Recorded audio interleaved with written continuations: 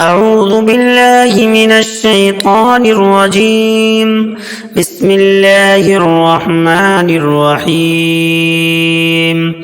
الرحمن علم القرآن خلق الإنسان علمه البيان. الشمس والقمر بحسبان والنجم والشجر يسجدان والسماء رفعها ووضع الميزان ألا تطغوا في الميزان وأقيموا الوزن بالقسط ولا تخسروا الميزان والأرض وضعها للأنام فيها فاكهة والنخل ذات الأكمام والحب ذو العصف والريحان فبأي آلاء ربكما تكذبان خلق الإنسان من صلصال كالفخار وخلق الجان من مارج من نار فبأي آلاء ربكما تكذبان رب المشرقين ورب المغربين فبأي آلاء ربكما تكذبان مرج البحرين يلتقيان بينهما برزخ لا يبغيان فبأي آلاء ربكما تكذبان يخرج منهما اللؤلؤ والمرجان فبأي آلاء ربكما تكذبان وله الجوار المنشآت في البحر كالأعلام فبأي آلاء ربكما تكذبان كل من عليها فان ويبقى وجه ربك ذو الجلال والإكرام فبأي آلاء ربكما تكذبان يسأله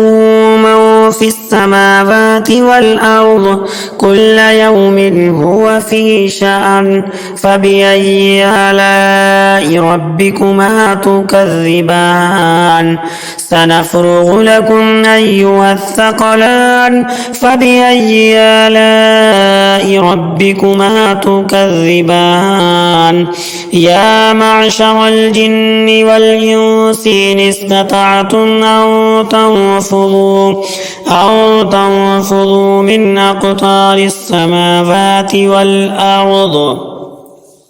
من أقطار السماوات والأرض فانفذوا لا تنفذون إلا بسلطان فبأي آلاء ربكما تكذبان يرسل عليكما شواظ من نار ونحاس فلا تنتصران فبأي آلاء ربكما تكذبان فإذا انشقت السماء فكانت وردة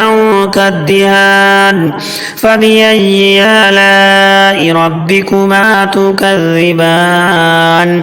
فيومئذ لا يسأل عن ذنبه إنس ولا جان فبأي آلاء ربكما تكذبان يعرف المجرمون بسيماهم فيؤخذ بالنواصي والأقدام فبأي آلاء ربكما تكذبان هذه جهنم التي يكذب بها المجرمون يطوفون بينها وبين حميم آن فبأي آلاء ربكما تكذبان ولمن خاف مقام ربه جنتان فبأي آلاء ربكما تكذبان ذواتا أفنان فبأي آلاء ربكما تكذبان فيهما عينان تجريان فبأي آلاء ربكما تكذبان فيهما من كل فاكهة زوجان فبأي آلاء ربكما تكذبان متكئين على فرش بطائنها من استبرق وجنى الجنتين دان فبأي آلاء ربكما تكذبان فيهن قاصرات الطرف لم يطمثهن إنس قبلهم ولا جان فبأي آلاء ربكما تكذبان كأنهن الياقوت والمرجان فبأي آلاء ربكما تكذبان هل جزاء الإحسان إلا الإحسان فبأي آلاء ربكما تكذبان ومن دونهما جنتان فبأي آلاء ربكما تكذبان مدهامتان فبأي آلاء ربكما تكذبان فيهما عينان نضاختان فبأي آلاء ربكما تكذبان فيهما فاكهة ونخل ورمان فبأي آلاء ربكما تكذبان